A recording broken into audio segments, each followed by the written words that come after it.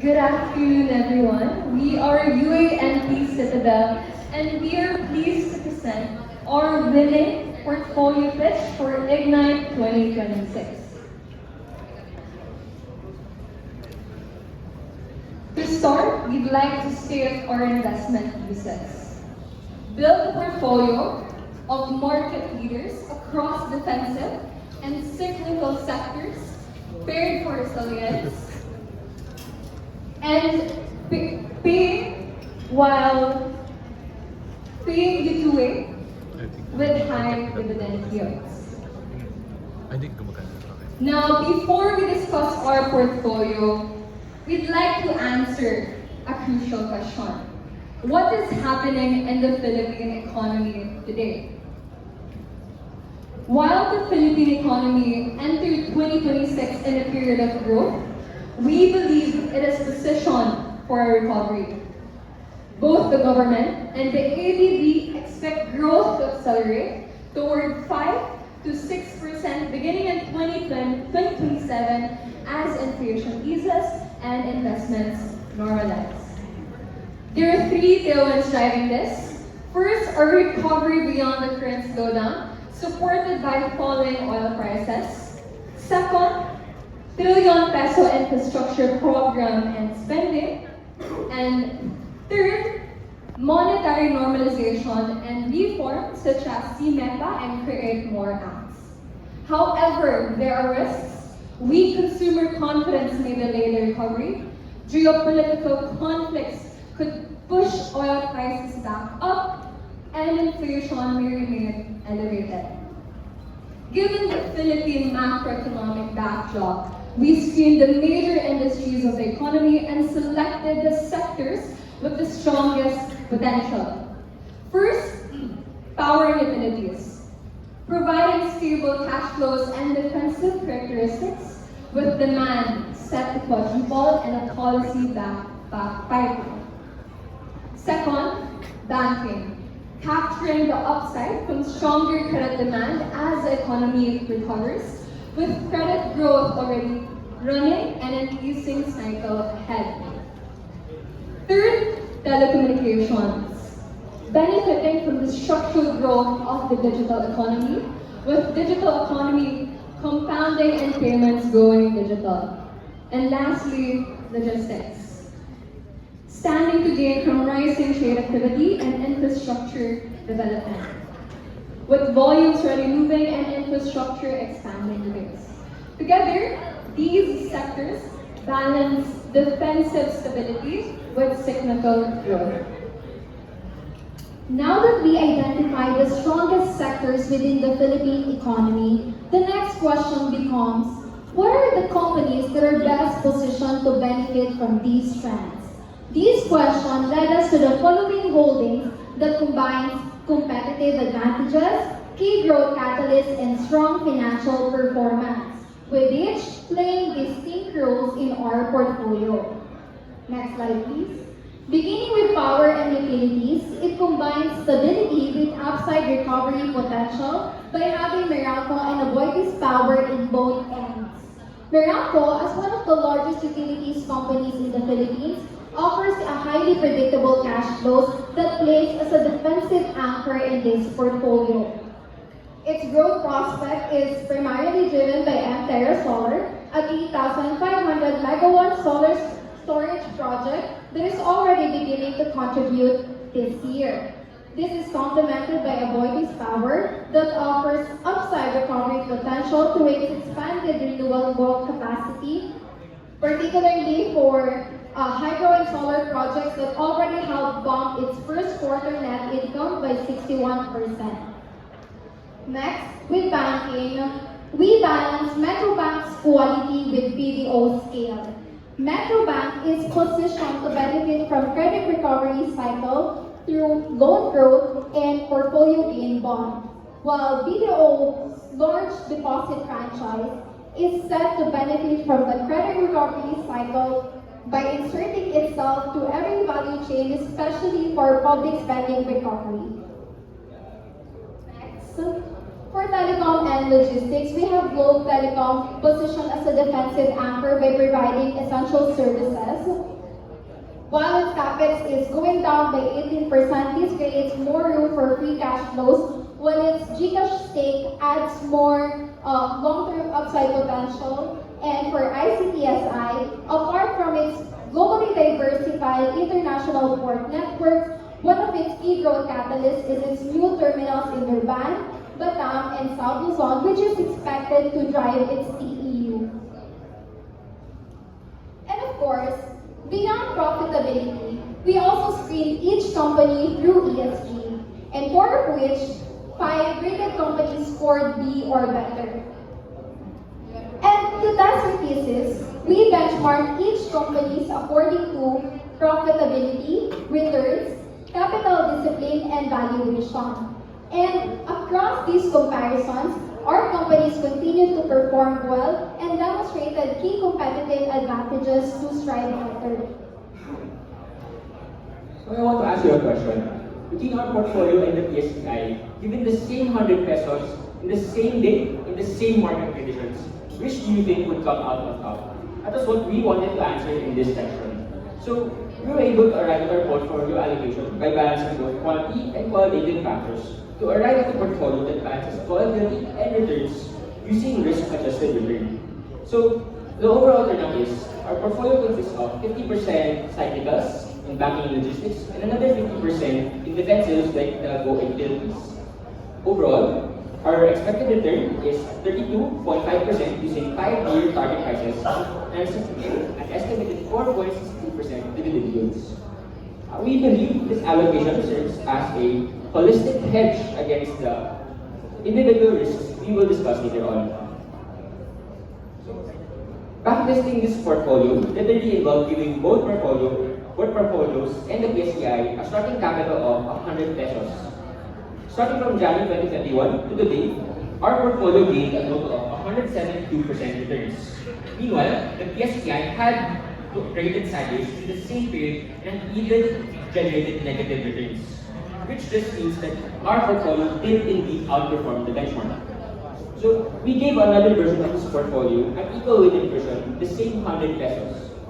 The same 6 stocks, given impartial weights, could still outperform the PSEI. So what I want to convey is that this is not a matter of clever weighting, but rather as a result of the optimal stock selection.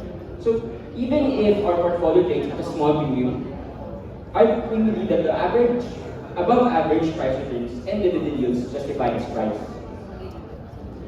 Moving on to historical risks, volatility was gotten using historical standard deviation of each ticker.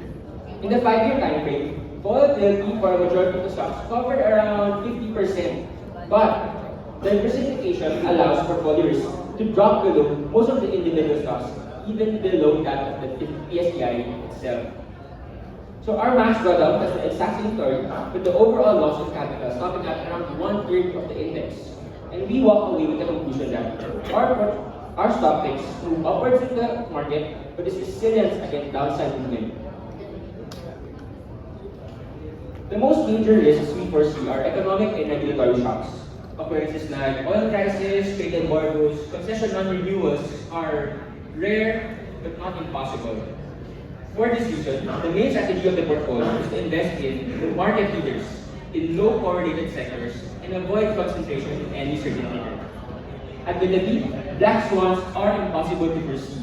That's why we want to take a more proactive approach to managing our risk. We want to be able to tailor and rebalance our portfolio to fit the foreseeable macroeconomic trends. So we want to use active investment techniques like VAR to be able to control our risk exposure in our returns. My point is that these strategies allow us more leeway to both guard against risks and spot on opportunities in a way that complements our overall risk hedging strategy. So knowing all of these things, where do we stand? Where are our companies actually priced? So we had 2 methodologies in order to answer this question. First, we used a DCF, discounted cash flow model, in which we projected all of the possible earnings through project developments, organic revenue growth, etc. of these companies in order to see their intrinsic value right now at today's prices. Secondly, for our financial sectors, we use the excess return model, and we think that this is an important way to really measure the banking industry because it directly looks at the companies to their book value. And as you can see, that even in our base case scenario, we have a general 15 to 34% range of expected return within 5 years. But as you can see, even when running a scenarios analysis, at the worst case scenario, we still have a 10.5% 5-year expected return. So even if bad things happen, right, not all of the things that you wanted did happen, we can still get capital gains by our diversification strategy, as well as our mitigants in how we want to position ourselves within the Philippine economy. So, just to showcase that more, we also conducted a sensitivity analysis of just how the valuations are actually affected in the 5 years. So, as for Meralco, as you can see there, even if terminal growth rate stays the range there, and as well as their WACC, they still have a very defensive position given their monopolistic reach in how electricity is distributed. As well as for Aboitiz Power, even if their growth expectation doesn't reach as what we want, it's still okay because all of our other stock options can still cover for this. And we really look into the long-term prospects, which is their long-term development. So as for ICTSI, we benchmark this to their 30-country concession base. They have so much upside because of, they have actually a lot of upside because of 3 things. They have relatively good markets because they focus on developing economies, as well as their attempts in really increasing their TEU capacity, which is the primary driver of their business model. Lastly, for Globe Telecom, there's actually a wider valuation range here, and that's primarily driven by their core business as a telecom distributor, as well as their holdings in. And lastly, BDO and Metropolitan Bank, they actually have similar positioning in terms of how they are in the market right now. So, just for context, BDO is scale, has the advantage in terms of scale. So they have a diversified range of earnings, such as corporate, consumer, and fee income, which cushions their support. And lastly, for Metropolitan Bank, they have one of the strongest NPL records. So, if you look at the history of their loans, most of them perform well, which just gives us this different holding, even if we have 2 companies in banking. Alright, to summarize everything up, we have 4 sectors, 6 market leaders, and 1 thesis. The infrastructure of the Philippine recovery. We anchored on 3 defensive leaders, Meralco, Metrobank, and BDO, and added growth engines through Globe, Aboitiz Power, and ICTSI. And there are risks to monitor, but we mitigate them through diversification in defensive versus cyclicals and a healthy 4.62% dividend yield, all of which delivers a 32.5% 5-year expected return and a 10.6% floor even in the worst case. That is all. Thank you for listening.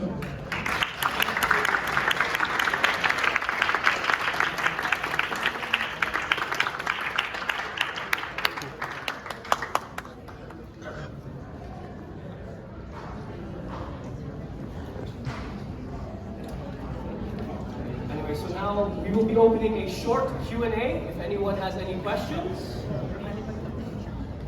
you can just raise your hand and we'll give you a microphone.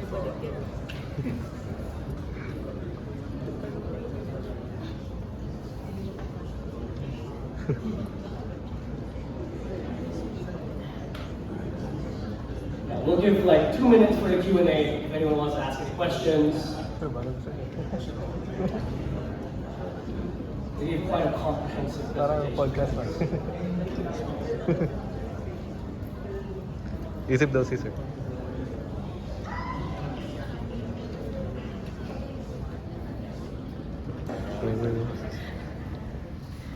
So first of all, congrats. No? Congrats to our channel. So siguro, more on the practical and more of what's happening today. The biggest can see, right? In your portfolio, you included Meralco, right? And recently you had Sona, right? So we know that after the Sona, Meralco dropped about 30, 50, we would say 15% already.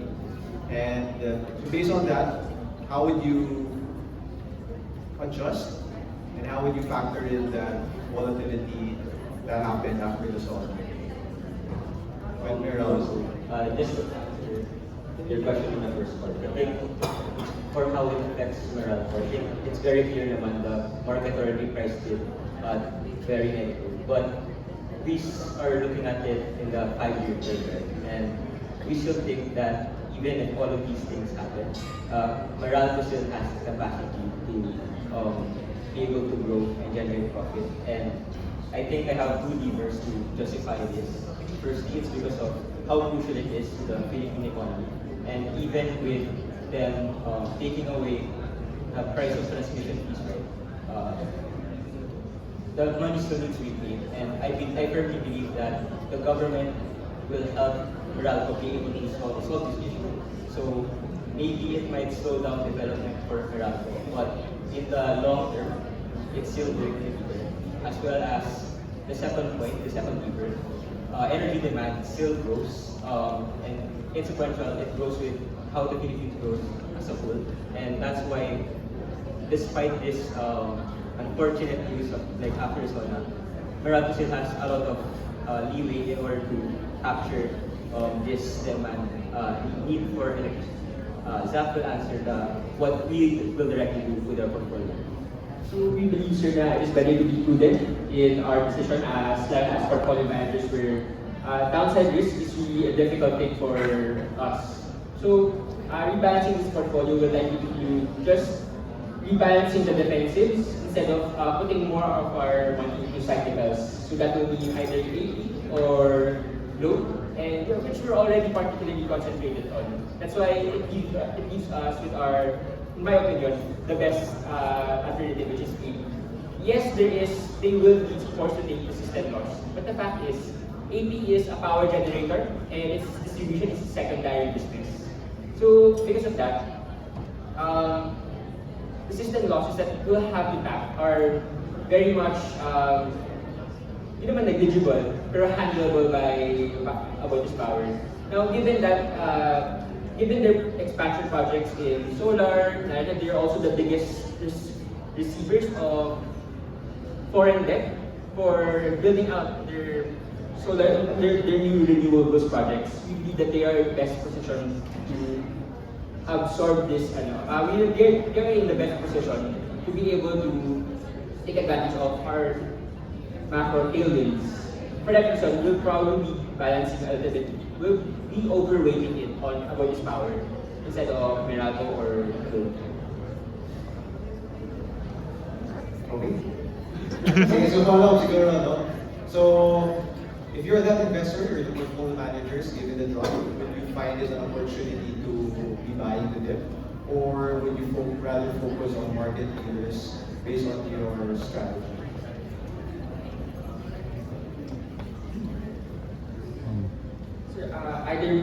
Can I really ask the questions? Would you average down, give it out so that you can rebalance it properly? Or would you rather use your capital in other stocks? So basically, either peso cost averaging in Meralco or using that money to using that money to invest in other stocks. So currently they're discussing which of the two. Going back to our thesis again, sir, na investing in market leaders, we do believe that it is the best decision for us right now to rebalance given what just happened. And I don't think we're still letting go that we're investing in market leaders. But the fact is we have to adapt to the times. And that's what our portfolio is built for, and that's what we as portfolio managers want to do. Thank you. Really good answer. Thank you so much. Thank you so much to your MD, Sylvia, and thank you, sir, for asking questions to our group. Thank you. Congratulations once again, guys. Please give them a round of applause. That was an outstanding performance from Guys, USC Citadel, and it's easy congrats. why we are the champions.